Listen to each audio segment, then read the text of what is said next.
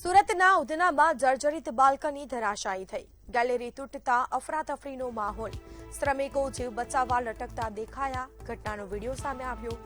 સોસાયટીમાં ભયનો માહોલ સર્જાયો. સદનસીબે હાલ કોઈ મોટી જાનહાનિ થઈ નથી. તો આ દ્રશ્યો સામે આવ્યા છે. શ્રમિકો જીવ બચાવવા માટે લટકતા નજરે પડ્યા. આસપાસના લોકો ઘટના પગલે એકઠા થયા. ઘટનાનો વિડીયો સોશિયલ મીડિયામાં વાયરલ થયો. તો આપણી સાથે સંવાદદાતા દીપક રાય સુરતથી લાઈવ જોડાઈ ચૂક્યા છે. જે દીપક, સુરતની આ ઘટના સામે આવી છે, લોકો લટકતા નજરે પડ્યા છે, શું છે આખો મામલો?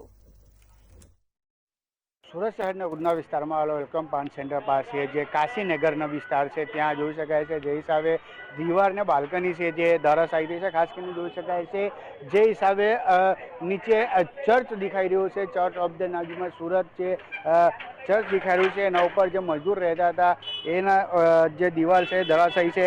એ લોકોને સામાન પણ દેખાઈ રહ્યું છે જે હિસાબે શૂઝ છે, છત્રી છે, એ લોકોના જે અહીંયાથી જે રસ્તા પર ગુજરી રહ્યા છોકરાઓ એ માંડ હોય છે. ખાસ કરીને વાત કરીએ હાલ તો એ લોકોને રેસ્ક્યુને હાથ ધરવામાં આવ્યું છે. જે ઉપર મજૂર ફસાયેલા છે એને રેસ્ક્યુ હાથ ધરવામાં આવ્યું છે. જે હિસાબે કહી શકાય છે કે ઉધના શહેરમાં જે હાલ હજી વરસાદ બંધ છે સવારથી, તે જ પ્રમાણે આજે જે થોડીક વાર પહેલાં જે હિસાબે આખું જે બાલ્કની છે એ પડી જતા જોઈ શકાય છે. હજી જે પણ દિવાલના જે પણ ભાગ છે હજી લટકી રહ્યા છે એ પણ હજુ ઉતર્યો નથી. અને ખાસ કરીને જે હિસાબે ઉપર મજદૂરો ફસાયા છે એનો ઉતરવાનું કામગીરી હાથ ધરવામાં આવ્યું છે. ખાસ કરીને વાત કરીએ જે હિસાબે સુરત શહેરમાં 2-3 દિવસથી કન્ટિન્યુ વરસાદ થઈ રહ્યા છે તેને કારણે હાલ તેમ કહી શકાય છે કે આ દિવાલ ધરાશાયી થઈ છે. કેમ કે જે હિસાબે અહીંયા દિવાલ ધરાશાયી થતા જે ઉપર મજદૂરો છે ફસાઈ ગયા છે.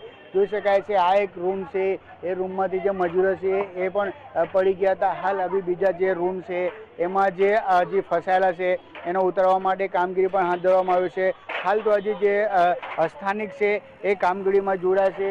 હજી અહીંયા હાલ ફાયરને પણ જાણ કરવામાં આવ્યું નથી કેમ કે આજે અહીંયા જે સ્થાનિક છે એ લોકો જ કામમાં જોડાશે. લોકોને ઉતારવાનું કામગીરી હાથ ધરવામાં આવ્યું છે.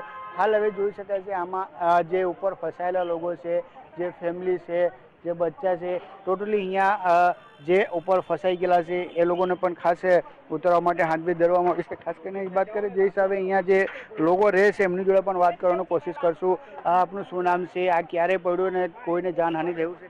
મારું નામ આશિષ સ્ટુડન્ટ છે, કાશીનગર સોસાયટીનો પ્રમુખ છું. અત્યારે જ 11:45 કલાકે આજે એક ચર્ચ છે અને ત્યાં ઉપર રેસિડેન્સ ભાડું તરીકે રહી છે અને બાજુમાં રામકૃષ્ણ હિન્દી વિદ્યાલય સ્કૂલ આવી છે. ત્યાંથી એક બાલ્કની આખી જે ધરાશાયી થઈ છે અને હાલમાં કોઈ જાનહાનિ થઈ નથી. કંઈ મોટી જાનહાનિ થતાં બચી ગઈ છે કારણ કે સ્કૂલના છોકરાઓનો સોસાયટીના અવર જવરનો રસ્તો સબ નથી, જાનહાનિ થતાં પણ બચી ગઈ છે અને બાલ્કની તૂટી ગઈ. ઉપર ભાડૂતો પણ ઉપર અટકી રહ્યા છે. કેટલા ભાડૂત ઉપર ફસાયા છે ના જે આ ઘરમાં રહે છે એમાંથી કોઈ નીચે પડ્યું ખરો? ના, અત્યારે હાલમાં કોઈ પડ્યું નથી, કોઈ જાનહાનિ થઈ નથી, પણ ઉપર 3 જણા ફસાયા છે. તેનો હવે સીડીથી ઉતારવાનો પ્રયત્ન કરી રહ્યા છે.